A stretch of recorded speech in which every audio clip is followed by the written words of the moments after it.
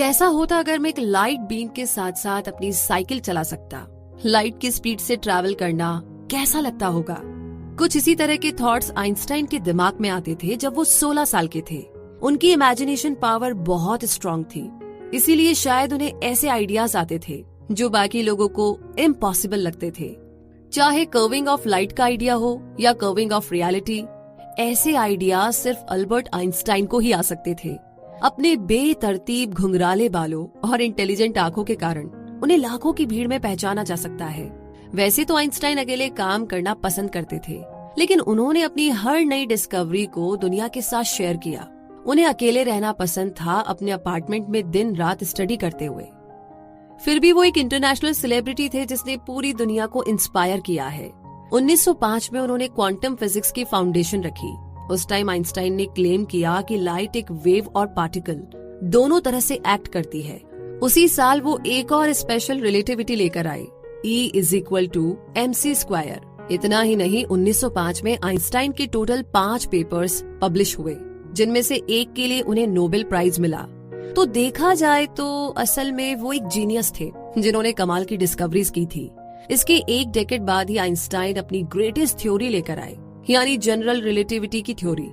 इस थ्योरी के आने के साथ ही क्लासिक फिजिक्स का दौर खत्म हुआ और मॉडर्न फिजिक्स शुरू हुआ। इस थ्योरी ने हमें यूनिवर्स को और भी एक्यूरेट व्यू से समझने में मदद की, जो कि न्यूटन की थ्योरी से ज्यादा असरदार है। आइंस्टाइन मरते दम तक काम करते रहे। ओल्ड एज में उनके अंदर सनक पैदा हो गई थी। वो हर चीज की थ्योरी डिस्कवर करना चाहते थे। उनकी यूनिफाइड फील्ड थ्योरी ने quantum mechanics, general relative, electromagnetism और ग्रेविटी को साथ में कंबाइन करके एक सेट ऑफ लॉ बना दिया था। कहने का मतलब है कि यूनिफाइड थ्योरी यूनिवर्स की हर चीज को एक्सप्लेन कर सकती है, बहुत ही छोटे इलेक्ट्रॉन से लेकर के बड़े बड़े प्लैनेट्स तक को। और आज भी फिजिसिस्ट इसी खोज में लगे हैं कि वो क्वांटम फिजिक्स को ज्यादा से ज्यादा समझ सके। हालांकि क्वांटम वर्ल्ड में कई सारी प्रोबेबिलिटीज है, तो कई सारे सवाल भी, जिनका जवाब अभी साइंस ढूंढ रहा है।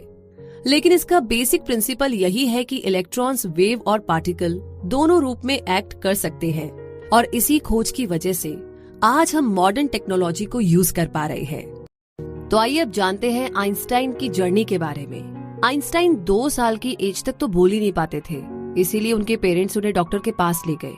उन्हें डर था कि वो शायद कभी भी नहीं बोल पाएंगे, लेकिन फिर भी आइंस्टाइन ने बोलना शुरू किया। वो कुछ भी बोलने से पहले जोर जोर से रिपीट करते थे, और उनकी इस आदत से उनकी फैमिली उन्हें मंद बुद्धि यानी स्पेशल चाइल्ड समझने लगी थी। उन्होंने एक बार कहा था कि उनकी वाइल्ड इमेजिनेशन और बच्चों जैसी क्यूरियोसिटी की वजह से उन्हें वो नजर आता था जो बाकी लोग देख ही नहीं पाते थे। लोग डाउनहिल से गुजरते हैं, फास्ट ट्रेन में सफर करते हैं या बिजली गिरते हुए देखते हैं, तो उन्हें ये सब चीजें पार्ट ऑफ लाइफ लगती है। लेकिन आइंस्टाइन को यही सारी चीजें मिस्ट्री लगती थी, और वो उनके होने की वजह ढूंढने में जुट जाते थे। आइंस्टाइन के दादा परदादा ज्यूइश बिजनेसमैन थे। उनका परिवार हमेशा ही खुशहाल और कंफर्टेबल लाइफ जीता रहा। ये लोग साउथ वेस्ट जर्मनी के एक खूबसूरत विलेज स्वाबिया में रहते थे। आइंस्टाइन की फैमिली में सब लोग इंटेलिजेंट और एजुकेटेड थे, जो सेक्युलर और इंडिपेंडेंट सोच रखते थे। अल्बर्ट आइंस्टाइन के फादर हरमन आइंस्टाइन और मदर पॉलिने कोच थी। हरमन एक प्राउड बिजनेसमैन थे, जबकि पॉलिने एक स्ट्रॉन्ग विल वाली लेडी थी। दोनों मिलकर के अपने बच्चों को बड़े प्यार से पाल रहे थे और उन्हें हर तरह से कंफर्टेबल लाइफ देने की कोशिश करते थे। अल्बर्ट जब 1 साल के हुए तो उनकी फैमिली म्यूनिक शिफ्ट हो गई थी। उनके अंकल जैकब ने अल्बर्ट के फादर को एक इलेक्ट्रॉनिक सप्लाई बिजनेस शुरू करने के लिए इनवाइट किया था। जैकब एक इंजीनियर थे, जबकि हरमन एक सेल्समैन थे। दोनों मिलकर के साउथ जर्मनी के टाउन्स का इलेक्ट्रिकल कॉन्ट्रैक्ट लेते थे। आइंस्टाइन जब 2 साल के हुए तो उनकी सिस्टर पैदा हुई। उसका नाम रखा गया माजा। अल्बर्ट ने जब फर्स्ट टाइम अपनी छोटी बहन को देखा तो कहा, हाँ ठीक है, लेकिन इसके व्हील्स कहाँ है? क्योंकि उन्हें लगा कि वो कोई टॉय थी जो उनके पेरेंट्स उनके लिए लाए हैं। बाद में दोनों भाई बहन के बीच एक प्यार भरा रिश्ता बना, जो उन्होंने सारी उम्र निभाया। म्यूनिक में आइंस्टाइन फैमिली का एक बड़ा सा घर था, जिसके चारों तरफ आलीशान गार्डन था। अल्बर्ट का बचपन बहुत कंफर्टेबल और हैप्पी गुजरा था। बचपन की इस लविंग और नर्चरिंग एनवायरनमेंट की वजह से ही उनकी इमेजिनेशन पावर इतनी स्ट्रांग थी। अल्बर्ट को बचपन से ही दिन में सपने देखने की आदत थी और वो अक्सर अकेले ही घुमा करते थे। उन्हें पजल सॉल्व करना, बिल्डिंग सेट्स बनाना बहुत पसंद था। खेल खेल में वो बड़े कॉम्प्लेक्स स्ट्रक्चर बना देते थे। माजा कहती थी कि अल्बर्ट कार्ड्स की 14 फ्लोर्स की बिल्डिंग तक बना सकते हैं। अल्बर्ट जब 5 साल के हुए तो उसी दौरान 2 बड़ी अमेजिंग चीजें हुई। उन्हें अपने पेरेंट्स से एक गिफ्ट मिला जिसने उनकी जिंदगी और पर्सनैलिटी को काफी हद तक इन्फ्लुएंस किया था। पहला गिफ्ट एक फादर का दिया एक कंपास था और दूसरा उनकी मदर ने उन्हें एक वायलिन दिया था। एक दिन यंग आइंस्टाइन को हाई फीवर हुआ। वो बिस्तर पर लेटे थे और बगल में उनके फादर बैठे थे। उन्होंने अल्बर्ट को एक कंपास दिया। आइंस्टाइन इस गिफ्ट को देख करके हैरान रह गए। वो गौर से कंपास की छोटी सी सुई को देखने लगे जो डायरेक्शन चेंज होने पर घूम जाती थी। आइंस्टाइन ये जानने को उतावले हो रहे थे कि कंपास काम कैसे करता है। फिर कुछ दिन के बाद जब मदर ने उन्हें वायलिन गिफ्ट किया तो अल्बर्ट ने वायलिन सीखना शुरू किया। उनकी माँ खुद भी बहुत अच्छा पियानो बजाती थी।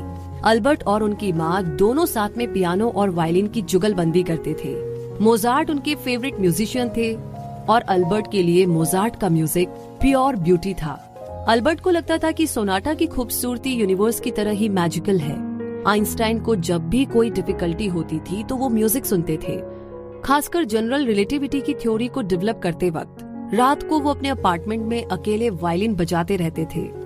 कई बार तो परफॉर्मेंस के बीच में ही उन्हें कोई आइडिया आ जाता तो जोर से चिल्लाते, मुझे मिल गया। अल्बर्ट ने 15 साल की उम्र तक लुइटपोल्ड जिम्नेजियम से पढ़ाई की। फिर 1884 में आइंस्टाइन फैमिली के साथ एक प्रॉब्लम हो गई। एल्बर्ट के फादर को कॉन्ट्रैक्ट मिलने कम हो गए थे। उन्हें म्यूनिक का अपना खूबसूरत और आलीशान घर बेचकर मिलान इटली शिफ्ट होना पड़ा, क्योंकि एल्बर्ट के फादर को वहाँ बेहतर अपॉर्चुनिटीज मिल रही थी। लेकिन एल्बर्ट को अभी 3 साल और म्यूनिक में रहना था, क्योंकि उनकी बेसिक एजुकेशन अभी पूरी नहीं हुई थी।